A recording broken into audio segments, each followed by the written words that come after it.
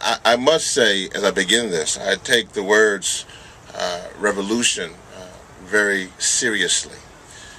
As somebody who was a former U.S. Air Force officer, and I hear the needs for revolution, I understand that is a very serious claim to make. And unfortunately, it is one that we must make today. We as a nation have been leading on climate change by rank for too long. And veterans all across this country are standing up and saying it's time to set the example, it's time to set the standards, it's time to fight for climate change, it's time to fight now. They're saying this because they recognize that the bullets and IEDs that are shooting at our friends in Iraq and Afghanistan today are funded right here at home.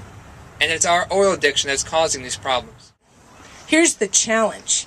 The polluting special interests who are bent on keeping America shackled to the dirty energy technologies of the past have launched an unprecedented campaign to stop all progress going forward. So we've already seen this. We've seen that they've hired thousands of lobbyists. They're right up here in the halls of the Congress. They've dumped millions into misleading ads. And they've teamed up with their allies in Congress to block progress at every level. The NAACP views climate change legislation not only as a necessity for our future, but also an opportunity to improve our condition and move beyond the present flawed paradigm. Climate change legislation can and should be a chance for many out-of-work, underemployed Americans to get the training and jobs necessary to help not only themselves and their families, but their communities, our nation, and quite frankly, even our entire world. I spent this morning at a local high school where I was teaching civics to juniors and seniors.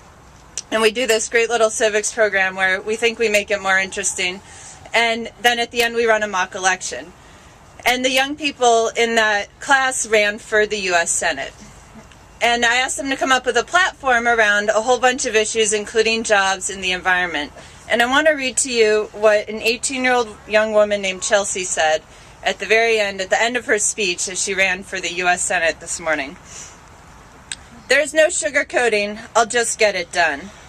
Real power, believe it or not, lies in Congress. River deep, mountain high, I will get through the work till I satisfy the young people of this country. We hope the Senate will do the same in U.S. Congress and pass meaningful legislation on climate change. I want to bring this back to Reverend Yearwood's talk about revolution. It's a term that has been greatly abused in the English vocabulary. We talk about revolutionary breakfast cereals, the Chevy Revolution, revolutionary music. The way that we're using this is much in the same sense that you speak of the agricultural revolution or the industrial revolution. Fossil fuels have come to so permeate every aspect of the economy globally that now as you move off of them, and hopefully move off of them with astonishing speed, it's going to be bringing far-reaching changes. And right now there is huge, broad concern. We want to intensify that concern. We want to make this something that is a voting issue. We've been pushing on climate change now for 30 years. It was 30 years ago that the National Academy of Sciences said there are still some remaining uncertainties, but the evidence is now sufficiently clear and compelling that it's time for Congress to act.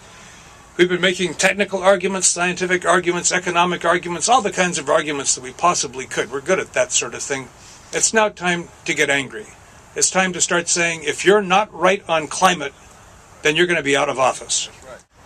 What's on you right now is really existence. If we fail, if our government fail, if we continue to be addicted to foreign oil, then literally this battle is not about equality, but about existence. We must have an Earth Day revolution now. God bless and Godspeed. Yeah.